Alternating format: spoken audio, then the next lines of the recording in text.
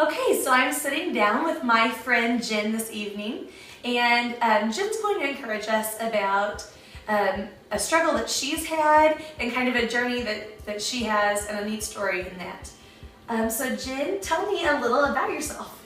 Well, I'm a teacher at the high school, and I have 3 children. I have 2 boys and a girl, and I coach. And so being a teacher, a coach, a mom, a wife, involved at church, it's pretty exhausting. Yes.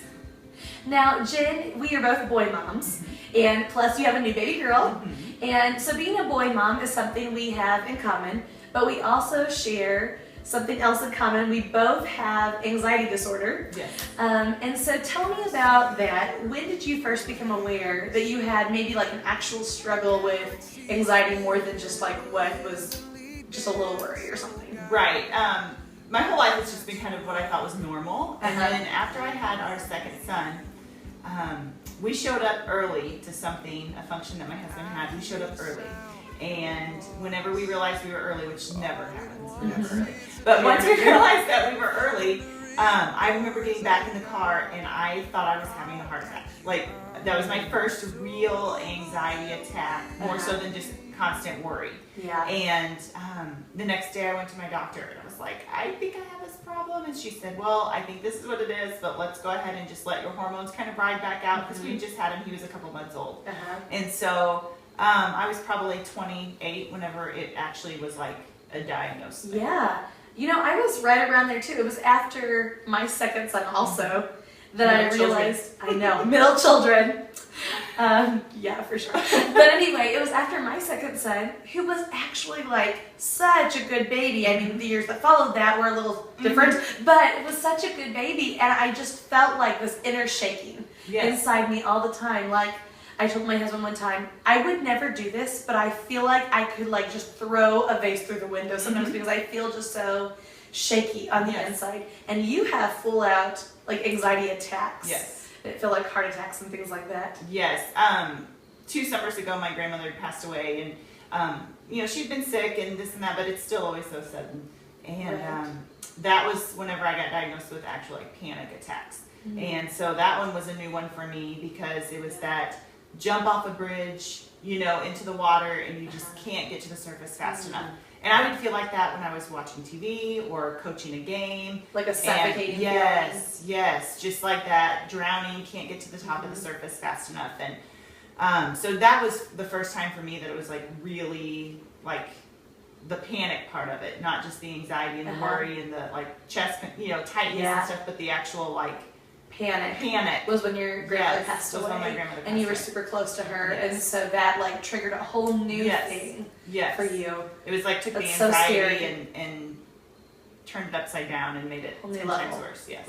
There's a certain stigma that comes with anxiety and depression, and certainly even as Christian women, like there's an extra layer to that kind of that we'll get into. But did you hesitate to see someone about, like, to go to the doctor, or were you like, I'm doing this, or was there a waiting period for you? After the first episode, after having our second son, it was instant. Like, I went, my checkup was actually the next day anyway, like my post, you know. That's great. Post week's checkup.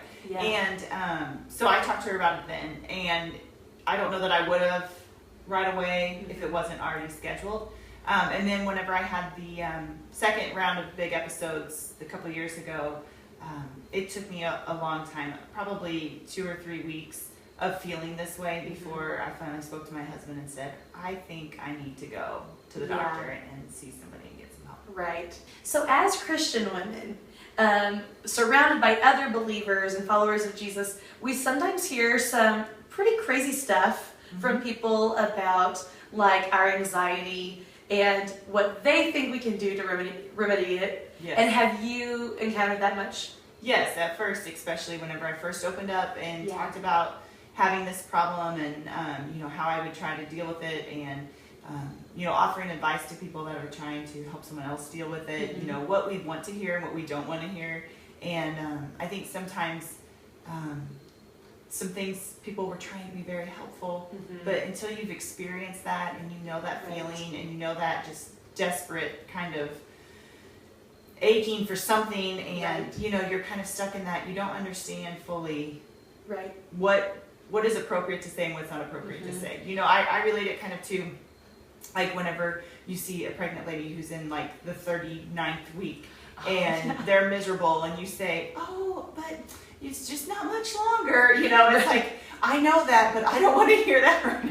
Right, exactly. Like, I'm well aware it's not much longer. Yeah, but I don't want to hear that right now. Right. And, you know, people will talk about, like, have you prayed about this and that kind of stuff. And I've encountered a lot of that, you know.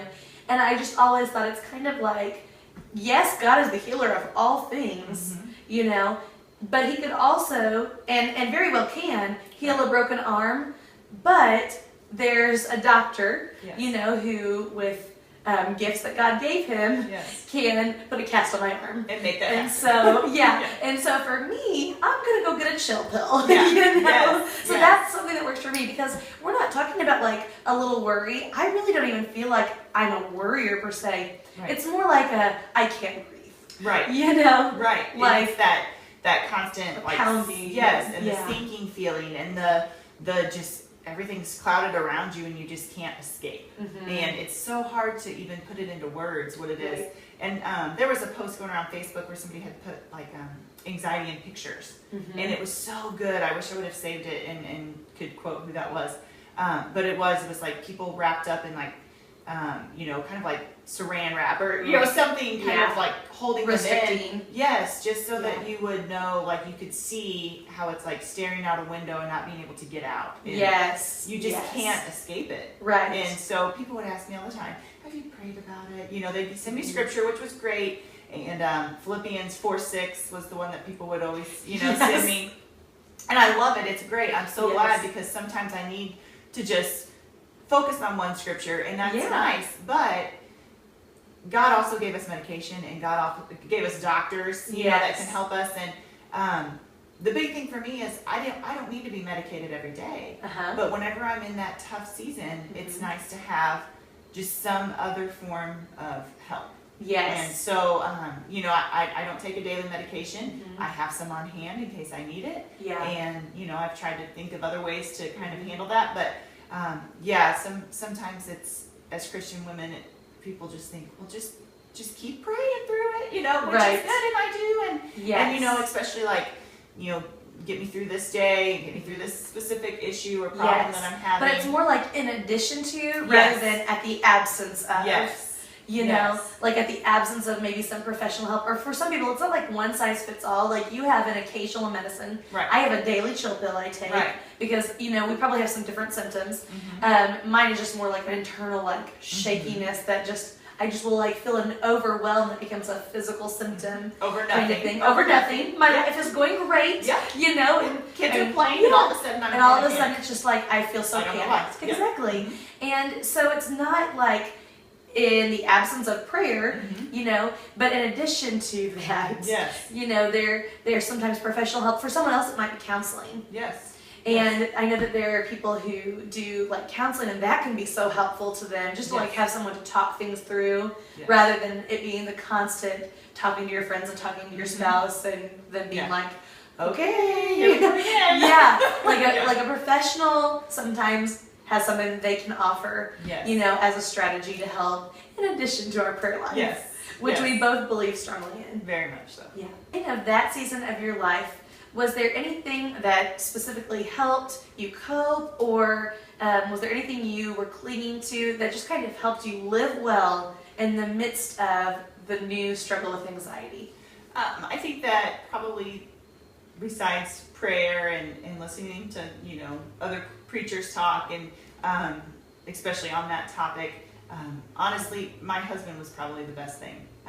He's such a rock, and he would let me cry and then not make me feel like I was you know, being a crybaby, and he would let me just talk to him about the same thing for the 400th time, and he just would always just reassure me that it's going to be okay, and, you know, I don't need to worry. And it actually was kind of nice because he helped take some things off my plate at different times, just because he could sense that I was starting to get overwhelmed and have that kind of anxiety feeling or have an attack, and sending me even still like, hey, you need to listen to this Matt Chandler sermon, or hey, you need to listen to, you know, this that I found. And So he's still really good about that. Yes, and in such a loving way that you're not like, let me punch you in the face Yes. over the service. Yes. Right? I'm fine. I'm fine. But like, I'm with you Yes. kind of way. We're doing this together. We're doing this and we're together. going to conquer this together. Yes, that's great. And he prays for me with me, which is, I think, always Yeah. just a little more reassuring that, yes, I can pray and you can pray, but I think him, like, taking my hand Hear and someone praying for me, with me, makes a big difference. Yes, for you and with you. Mhm. That's such a good analogy for marriage too. Mhm. Down the road, have you found anything that helps you maintain a calmer lifestyle or just be a happier version of yourself?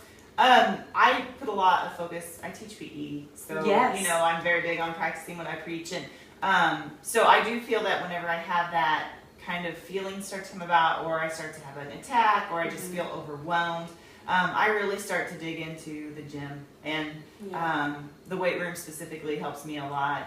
Kind of take my focus off of whatever I'm worrying about. Sometimes I don't even know what that is. It just pops up. Right. But it helps me kind of focus on myself, and whenever I am by myself, which having 3 children is hard. It's hard to get a minute. And Right. you know, I've always been, you know, it's When just, you're rarely it's by yourself. just 20 minutes. You know, you can work out for 20 minutes, but I'm telling you what, whenever Yes. you got a baby and Yeah. 2 others that are being carted everywhere, it's hard. It is. And you know, that 5 a.m. stuff, that's just for the birds. Yeah, that's never You been can't me do that either. whenever you have a newborn baby, because you really stuff at floor feeding, you know. Exactly. So, anyway, but that time by myself is always really good prayer time for me, and you know, if I'm running or lifting or whatever I'm doing, it's just a good time for me to focus on just me and God, and just talking to Him. So I really dive into fitness, and that's kind of my passion.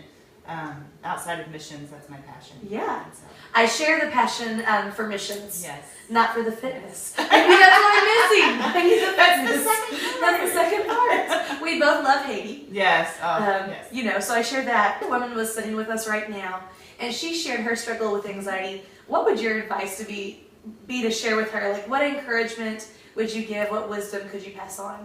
I would just say, just keep that conventional medicine. Just keep that as an option. I know so many times people kind of put that stigma, like we talked about earlier, on that, but you know, God gave us doctors, like we said, and just kind of keep that as an option. It doesn't need to be the option, the only option. Definitely prayer life has got to be there. You've got to have that, and finding a support system, whether it be friends, family, whatever. You know, when I first started struggling with the panic attacks, my mother, and it was her mother that passed, and she was so worried about me, more so than even herself, which is what we do as mothers. But she even said, you know, babe, if it's 2 a.m. and you need to call and just cry, or, you know, call and talk, or whatever, you call me, you know, and that meant a lot to me, because they don't live here, and, you know, we have a great distance between us, but just to know that I have that support system, even not in my own home.